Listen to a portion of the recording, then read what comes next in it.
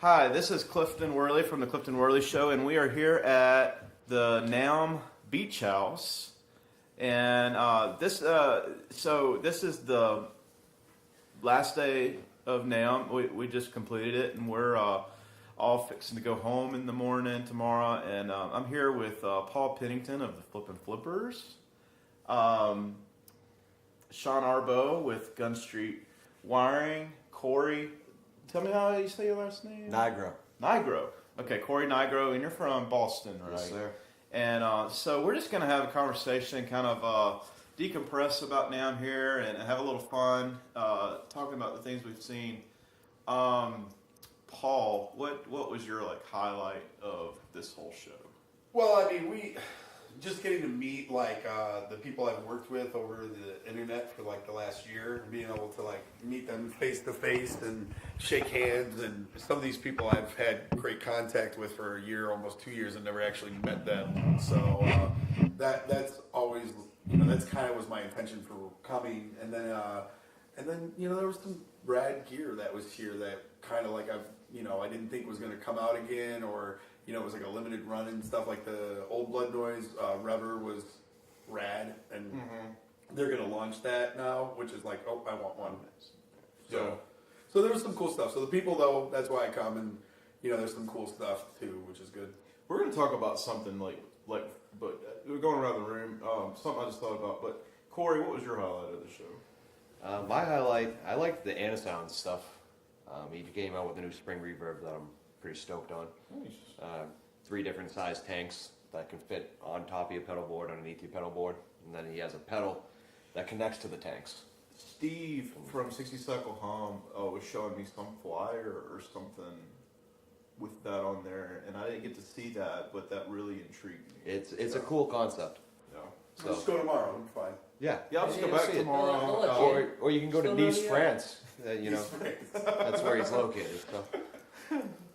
But yeah, I thought that was probably the highlight for me. I've been talking to him for 2.5 years for him to do a reverb. Yeah. He's finally done one, so I was pretty stoked on it. Nice. Now this was your first NAMM, right? First NAMM. Yes, sir. And so I mean, was it what you expected it would be? It was sensory overload for the first 12 hours, and then you kind of dive in and settle in. And Did you go all the days, or did you just go? Yeah. I was here Thursday at noon, so I got to the convention about 3 on Thursday, and then I was there every day. Imagine the poor staff that show up just on Saturday. I've never been there before. Oh yeah. I mean, it's like Disneyland on meth. It's insane. Yeah. You know what I mean? It's nuts. It's a zoo. Yeah. It is a zoo. Yeah. What about you, Sean? Well, I'm going to steal it somewhat from Paul, but a lot of it is now from interacting with people the last about year, I only talk to them through email and sometimes over the phone, but it was cool seeing everyone that, I interact with. So that was my main goal. I didn't really want to do too much other than just kind of see everything. And plus, I wanted to see, this is one of those chances you get to see, some of the guitars you see, people talk about, like Jennings. I was looking forward to seeing Jennings guitars, and those are awesome guitars. Aces. He was slammed every time I went by there. Every single day I went by there's at least 4 or 5 people there. Yeah. Well, did he have a booth last year? Or he was featured in booth, right? I think he would maybe just feature because I don't remember him. And I remember last year, every podcast your podcast that I listened to that was at NAMM, their take home was, those Jennings guitars were really, really good. Yeah. And then this year, it was just everybody was collectively at the Jennings booth, and these Jennings guitars are really, really good. Yeah. But his finishing detail and his price point is unreal. Phenomenal. Yeah. And they actually play good too. I love that the open grain finish that he's doing now. That open grain green, seafoam green. The one that Jay Leonard J has. Yeah, ridiculous. Yeah. So I'm gonna have to knock over a liquor store or something to get one. But yeah, I'm definitely with Corey on the sensory overload. It's definitely you have to get used to it. Although I did figure out the trick, because there's a certain area if you go through, you start to feel just a wall of noise. So I was by the time where it's I can hear it and every little thing, I'd go to the basement and just go relax and go see all that kind of stuff. Go smell some popcorn. Yeah. What was good is Death by Audio, which is hilarious, was giving away earplugs, which is funny because they're one of the noisiest companies out there, and they're called Death by Audio, and they're giving away earplugs, and so every time that I would get that noise level, I would just pop them in, and I'd go to my quiet place because like you can't hear anybody, you can't talk, you're just alone with like your own thoughts, which is not good.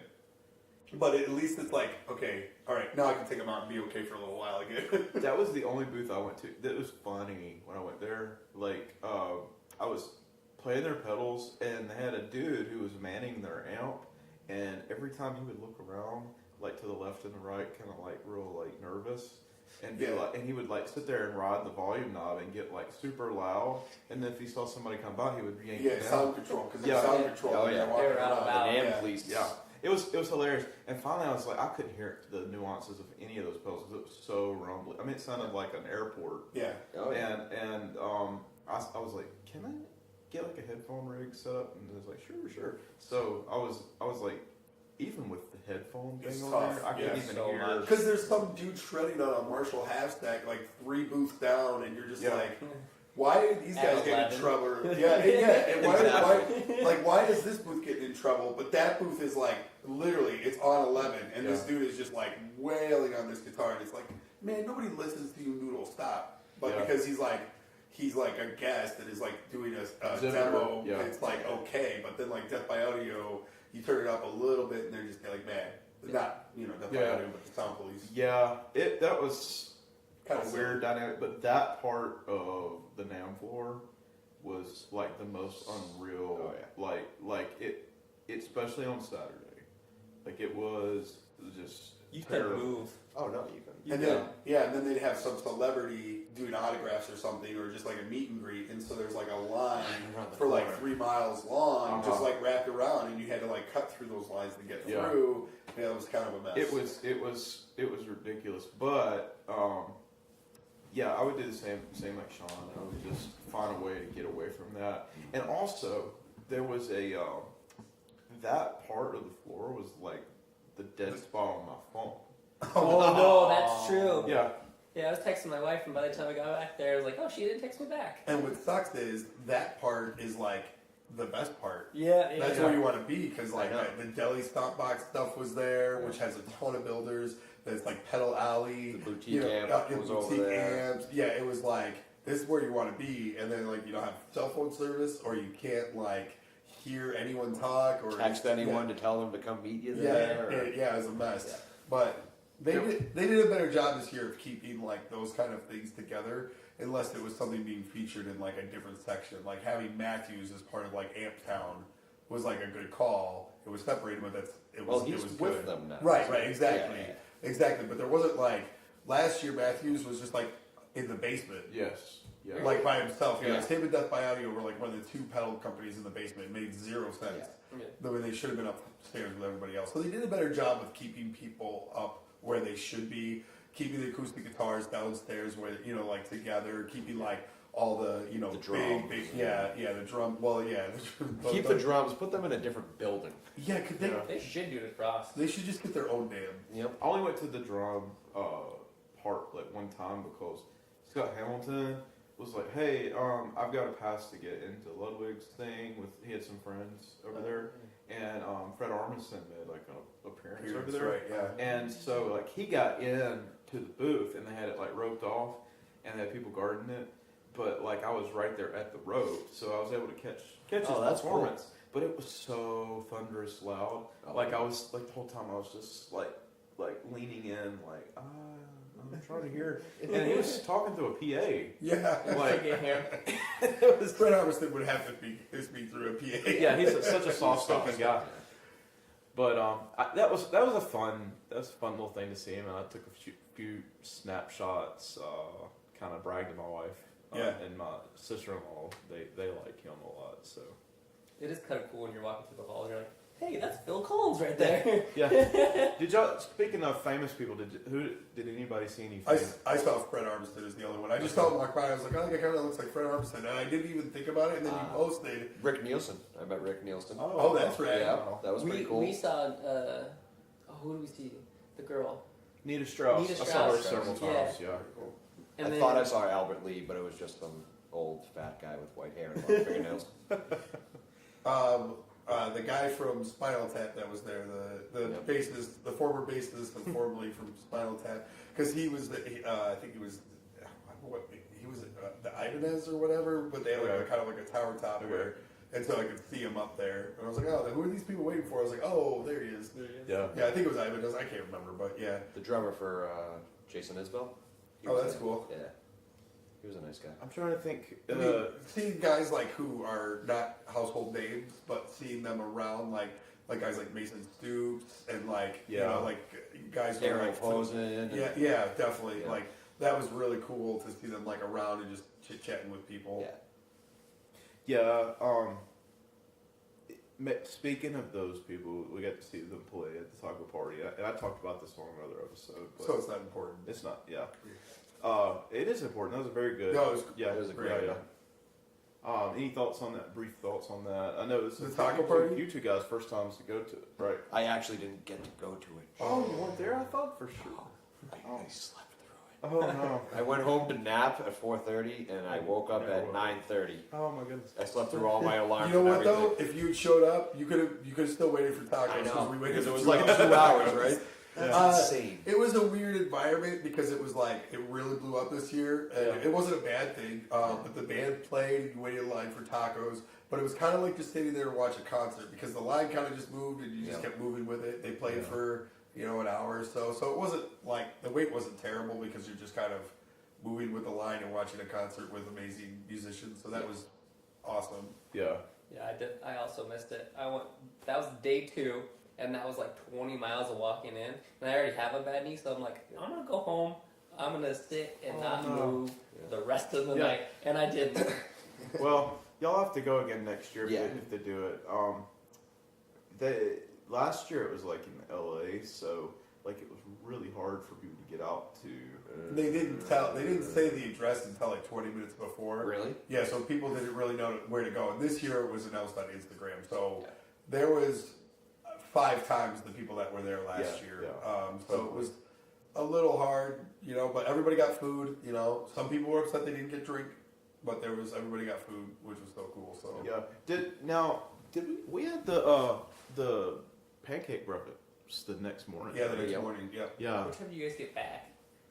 It was pretty early. It Yeah, wasn't we bad. got That back happened about at 11. like 10:30, 11, didn't Yeah, it? because they shut it down pretty quick because it was at last year it was like like an open kind of mall thing that This was was a coffee house, right? yeah and this was a coffee house / bar, so like they were like, yep, we're closed, time to go home. So it was like midnight we got in. It wasn't late. Yeah.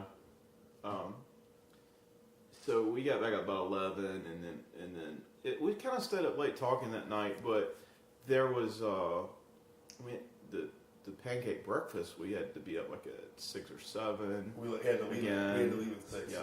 But it worked out good. I was really worried if we were gonna have enough time, to get over there and get set up. Yep. But I mean, by the time we got rolling, making pancakes and stuff, people were pouring in, and Yeah, I mean, it took That me was- 30 minutes to figure out how to get into the place.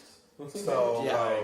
because it's like a key inside a lockbox. The lockbox has a secret code to put in the door, and then the door has a key that goes to another lockbox. And it was just like, but it was a great venue. It really was, and I will definitely book it there again if we can do it. And it was perfect because we could grill the stuff outside and have a thing inside. It was perfect, but it. We got set up real quick, thank goodness, because 8 o'clock rolled around and people were just rolling in.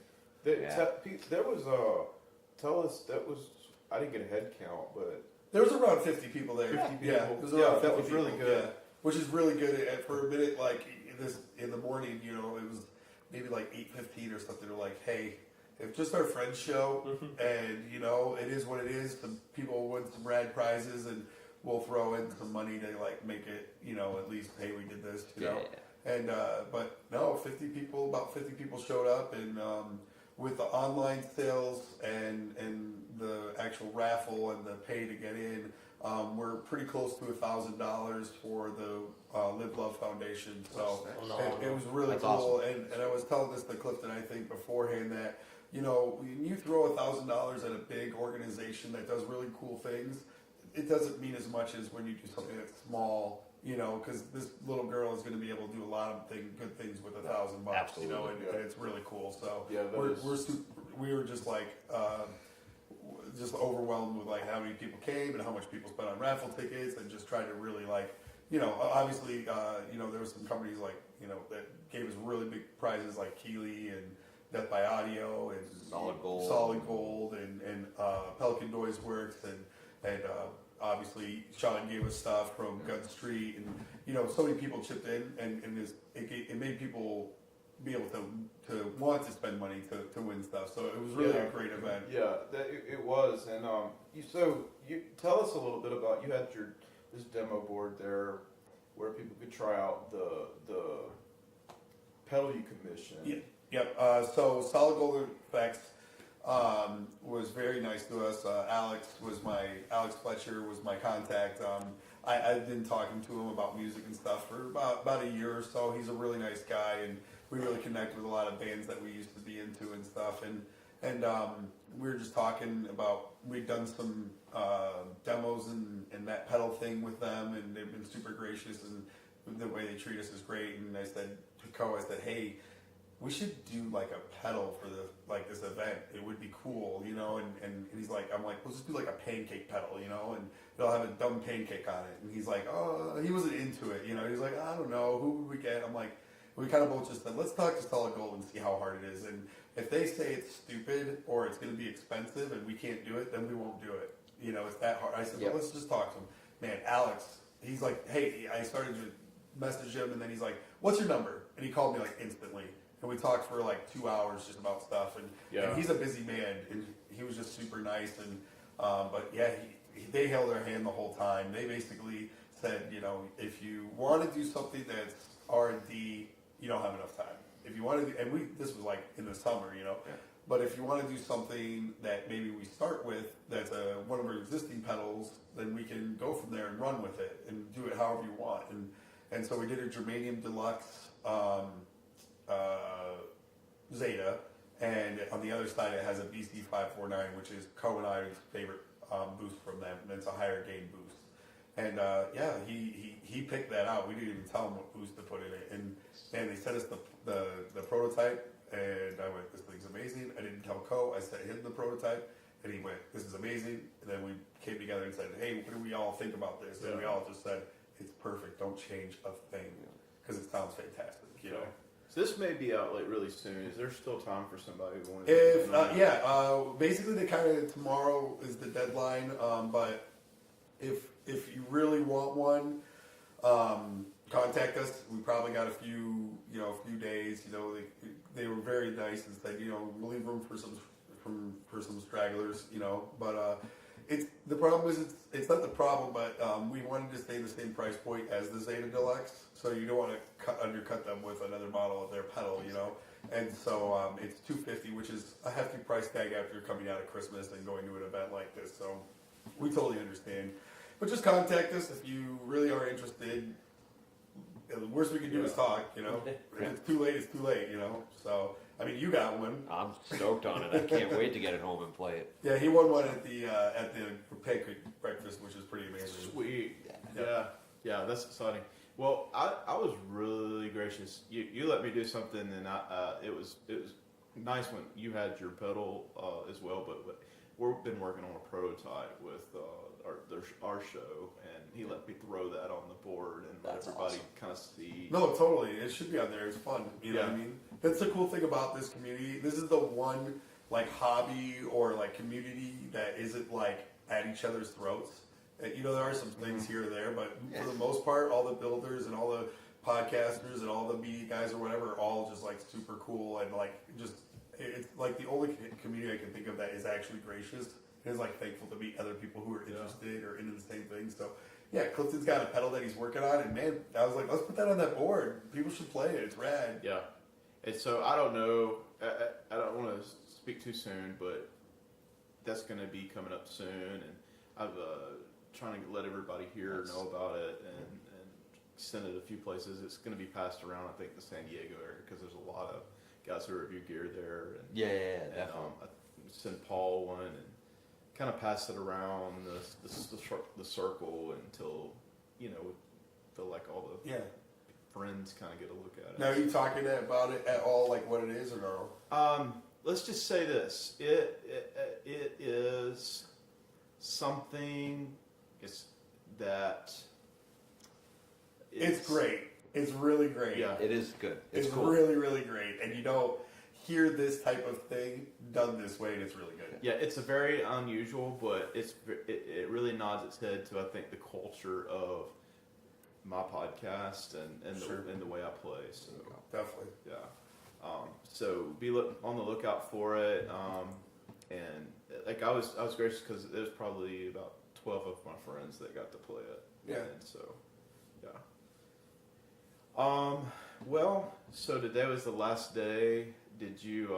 Was anything? I mean, you feel like you got what you wanted accomplished? And Oh yeah. Yeah, I'd say so. I mean, there's a few people that maybe want to spend more time with, just talking with them, picking their brain, or. Yeah. But what happens is when it's busy, that people want to check out their stuff, and you don't want to also just steal somebody away from their potential sale. So it's like you're thankful for your time, and you know when to bow out so they can do their job. Exactly. yeah, I'm looking over here while we're talking, and you get that awesome camo Greer hat. Yeah, they were super nice to us, and I didn't think the Soma won best in show, and that thing is killer. That's a cool pedal. They were making. Oh, you've got one too. Corey's got one. Now you were into it all. You didn't like Greer at all, right? I'm just kidding. That's all he's talked about the whole time. Yeah, I've been like over the top about it. But that Soma and that mini amp Yeah, are both incredible. yeah. Oh yeah, And the then, mini chief. Yeah, mini shit. I couldn't remember the name, but yeah, that thing is killer. I guess he went home and he took his guitars with him, but Boot Areola had his guitars, the B.A. Ferguson. Yes. Oh, came yeah, two yeah. of them. The flyweight was great. That was I at the love the Greer flyweight. booth. And Yeah. Creation. There was Yep. one at Creation. Yeah. But I was really excited about that because they had that at Summer Name, Summer right? NAMM, I think, or maybe like a precursor to that. Yeah. And it's just been I've been looking for that now. Yeah. So. Man, that is like such a thin body, but that thing has so much bite. It's a great guitar. Yeah. It pays like homage to like almost like the Japanese knockoffs and stuff, Like- but like in a good way, Like Japanese knockoff / Les Paul Jr. Yes, yeah, Yeah, definitely. it's like Tasco did a Les Paul Jr. right, and but it's got bite, but Yeah. he's doing the right thing with good pickups and like, it's great. That's a It's great nice guitar. because you don't think about, as you said, the body thickness wouldn't have that much bite and Yeah. that much articulation to it. Yeah. It's really nice. Yeah, it was really good. I was talking to him at the pancake breakfast. I did not know he played drums professionally. Really? Oh, really? Yeah, I didn't know and that. he's a guitar builder. Yeah.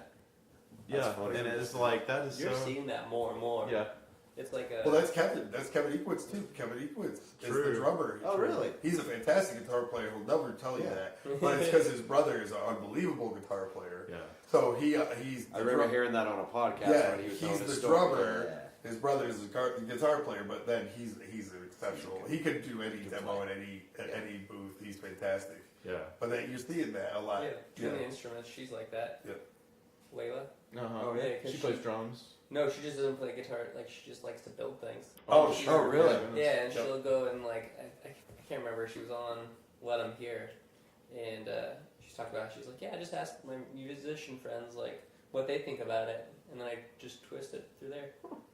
Interesting. That's amazing. Yeah. That's like a blind person, when you think about it. You know what I mean? Like it's Yeah. like kind of going into it like blind and not knowing. You know what I mean? Because when you play a guitar, you know what you want it to feel like. When you build a guitar, you kind of know what you want it to feel like. It would almost be like a chef who's a vegetarian cooking a steak. Right. Yeah. Like But I bet It can be done. Yeah, it can be It done, can be done, but how do you Yeah. test it? You Yeah, know, like exactly. yeah, that's interesting.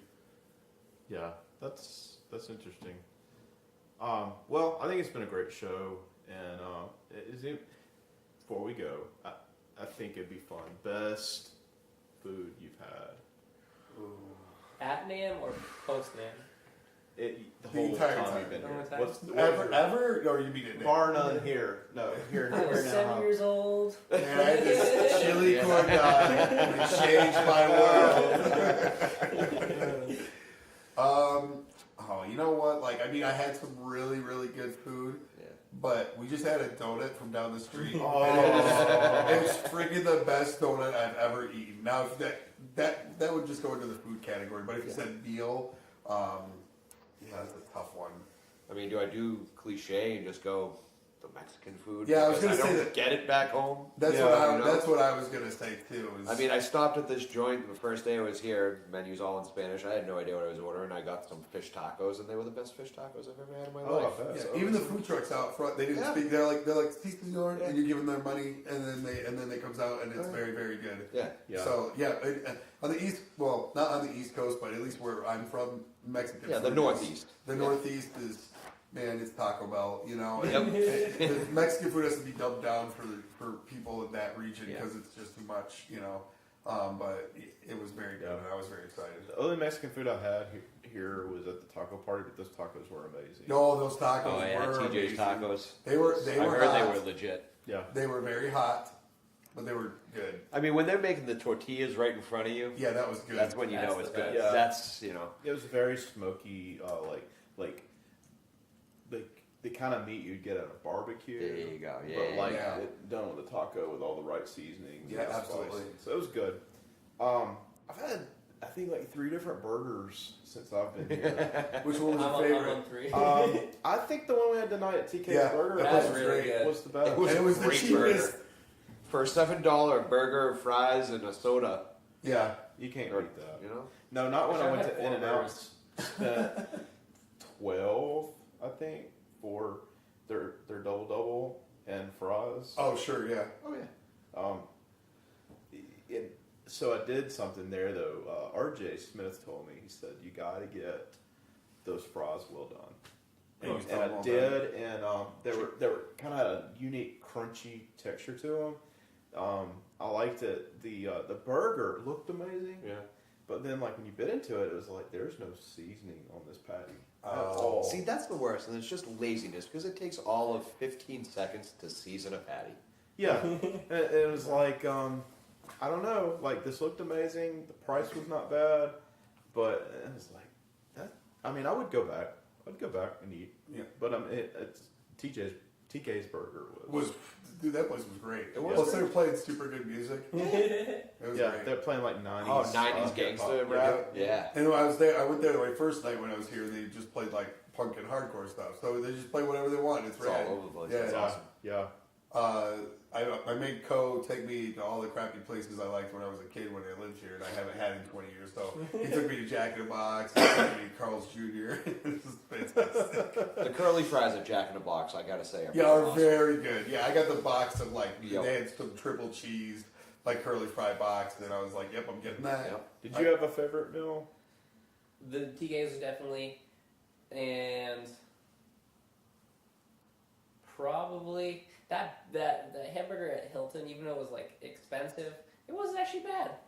I think maybe it was because I was like hangry at that point. Yeah. So it's like by that time, it was like 3 bites and it was gone. Yeah, I was there with you with Yeah. that one. Yeah. Yeah. That was a good burger too. Yeah. So I mean, I think I mean, The one, and it's, plus it's like downtown Disney. Like I was craving like a burrito. Like Oregon doesn't have like the best Mexican food, but like where I live, like has a good Mexican culture. So it's like I'm like, oh, you can get a burrito here, and I'm like, yeah, that sounds so good. I just want like a burrito in my hand, and they bring it, and it's on a plate on like a soggy tortilla, and they put sauce over it, and I'm like, Oh, That's an Tortilla Joe's, enchilada. right? yeah, Yeah. maybe, yeah. Yeah, I- Tortilla Joe's was not good. it was like, It oh was not man. good. That's an enchilada. That's not a burrito. No, exactly. Yeah. And I was calling. My wife's a big Disney fan, so I was like telling her, I was like, oh yeah, we went downtown. She's like, oh, I'm so jealous. And I was like, no, but I had a burrito. And she's like, why'd you get a burrito in downtown Disney? Right, that's exactly what my wife said. She's like, "How was the food?" I was like, "It was all right." She's like, "What'd you get?" A burrito. She goes, "Why would you get that?" I was like, "We went to like a Mexican place." And she's like, "Why would you go there? It's Disney." yeah. You go to a burger place or Yeah, like you whatever. go outside yeah. of Disney to get Yeah. the actual. Yeah. Mexican Yeah. food. Plus, my wife's secret, like my wife's mom's side is Latina. Okay. So like they have their own like family recipes. So it's like I'm used to like it's not like super authentic, but like really good like tacos and like just Mexican food. So I'm just like I knew better. I knew better. Yeah. It was not. I had And the, it was like $30. I'm like, okay. Yeah, I had the shredded beef burrito as well, and I mean it wasn't bad, but it wasn't anything amazing. Yeah. It was a good portion. Oh yeah, Yeah, I got a lot, perfect. but I mean it was Disney prices, so it was expensive. It was I'm a This is a quality food over podcast, quantity right? guy, though. It is totally a food podcast. I love it. Yeah. Well, I guess we Talking kind of. pizza. Yeah, but Blake threw the pizza party, and that was fantastic. That was a great Actually, time. that was good too. My one complaint about that is the pineapple and ham. I believe that he purposely made it terrible because it was Conspiracy. it was awful. The cheese Oh, was- you're a Hawaiian pizza guy? I do like it. I like cheese. Cheese is my favorite. Yeah. Can't go wrong with cheese, but I do like Hawaiian pizza. And I got a bite. I got a slice of cheese that was delicious. I got a slice of Hawaiian. And I went, what is this? It was doughy and thick and disgusting. And it was. Yeah, I think It was that's awful. Mari's Pizza. Yep. It's pretty decent. I'll tell you this though. I went over to Copper Sound afterwards, and they had thrown a pizza party over at their booth, and they had like a ton of it left over. And Oh, so really? like one of the guys there was like, "Will, do you want a piece of pizza?" And I got it. It was like so generic and so. Oh, like, really? It was almost like frozen pizza. Oh, really? And I was, That's funny. and he was complaining. He said, "Yeah, we're from like up around what is it? They're Boston?" just up They're in East in Boston. Mass, yeah. So Yeah. they're like 20 minutes away from me, Yeah. actually. Oh yeah. Yeah. And he was like, "Yeah, this is disappointing." Yeah. And the pizza's not good where we are from. Back in Massachusetts. It's doughy Greek pizza for the most part. Okay. But yeah, it's when you get that frozen pizza, you know, and it's just no good. So yeah, I was hoping to come out here and get a little bit of Asian food, but that tomorrow my flight doesn't leave till almost 5 o'clock. So I may try to find Partake something. in it. Indulge. Yeah. Yeah, Is get there yourself Asian something. food here? Yeah, you do okay. Did you Yeah. right? Yeah. Depends what you get, but yeah. I don't know if I'm gonna bust up in a because I'm flying. What's I was in when I was in San Francisco. When I was in San Francisco by myself. I'm flying. You know what? I hung up that bathroom on the No, I Just gotta was. get it hot. I was. How do I wear that sushi? When I went to was a Coast one day, I flew out of San Francisco, and I left kind of early to go back to Japantown. Yep. And they had this like all you can eat Korean barbecue place, and I walked in and they didn't want me to come because like they only wanted like parties of like I don't know, like big parties to come in and do the all you can eat, and they agreed to let me do it. And then they had a sign that said like, if we bring this out to you and you don't eat this, You pay full you price. pay. Yeah. Yeah. And so then like they just kept slinging food at me. Like I probably ate like 3 or 4 pounds of meat, and I had to turn around and go to the airport. Oh man. It was so awful. Oh, How long was the flight? It was like 5 hours. oh man, we no. went to my wife and I for like an anniversary. Went to like a Brazilian Yeah. meat place. Yeah. And it was awesome, man, because they bring me by this pork and they cut it off. Do they have the coasters with the red side and the Yeah, green they had a side? stone. They had a stone. Oh, And okay, it was yep. like a painted stone. So Yep. yeah, it was really fancy. Yeah. And I ate so much meat, and then like we went to like our hotel, and I was just like, I'm gonna go lay down. Like it hurt so bad, and I was like, I'm gonna go to the bathroom. So no magic was to happen. Yeah. That night. You know what I mean? It was like never again will I stay. I'm like, let's get it like a little salad, like a little. Yeah. No, the best thing before you get on a flight is a club sandwich or some trail mix. That's probably what my advice. Yeah, bag of nuts. Yeah. Yeah. You know? I'm usually like that Yeah. or a protein bar. Yeah. Yeah. That'd be the good choice, but my flight was 6 hours. I'd been in the airport for. I went from Albany to Newark. That was very quick, but it was like a 20-minute flight, so it wasn't a big deal. But I was in that Newark airport for like 6 hours before we took off, and I was like, I'm gonna have to eat something. And everything in that airport is like Disney prices. Yeah. And I don't mean, And dry. right? No, the food I guess is supposed to be pretty good. I didn't buy it, but it was like fancier stuff. They were like, Yeah. they had like they're grilling it there. It looked like it would be good, but I don't want to pay $30 for like a sandwich or whatever. Like I looked at a burger joint, and it was like $12, and then you had like if you added like bacon, it was like another at $5. $3 It was for like fries. and it was like. I'm like, so I looked it up, and there was a Wendy's in that terminal, and so like I was like, I just booked it down there, but it was like almost 2 miles. I walked like there and back because the terminals are so long. Yep. I'm like, where is this place? And I get it. I get the Wendy's, and I get on the plane. I'm like, oh, why did I do that? Yeah. Oh no! At least it was a Taco Bell. Just dying. I know there's this Taco Bell cantina like right down the street from we are, and like we've all talked about going. I'm just like, I don't want to feel that way. T-Bell. No. See, I don't mind like Taco Bell. Like my Yeah. wife is like, that's the one fast food we will eat. But like I'm always hungry within a half an hour. Oh, absolutely, And I because it spend, goes right through you. Yeah. Well, and then I spend like a ton of money, and then all of a sudden I'm like, man, I'm just hungry. Yeah, literally Taco Bell, you could eat about 40 tacos and you'll be hungry in 20 minutes. Tolstoy. Yeah. That's funny.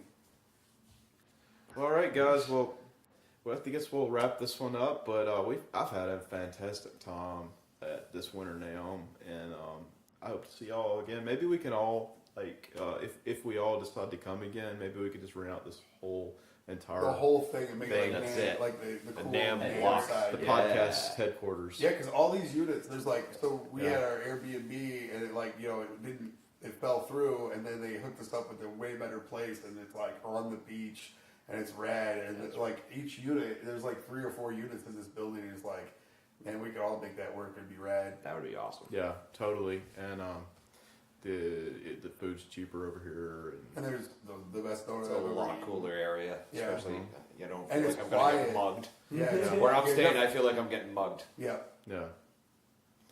So. They got barbed wire on the pool fence. No joke. Safety first. We gotta keep the kids out. It's No about life the guard. killers. Someone's gonna put a baby It's a Ruth in there. liability. Oh man. Oh, that's funny. It sounds like an 80s movie when they like try to make it like, like the kids skateboard in the pool and it's like a bad town, but they put barbed wire around. Like it sounds like something. And like the Red Hot Chili Peppers are like a bad gang. Oh There's a man. sign, no dancing. No dance. No, it's All right. Well, thanks again, guys. It's been a blast. And listeners, let us know what you think and comment in the Facebook group, and we'd love to hear from you. Thanks for joining in.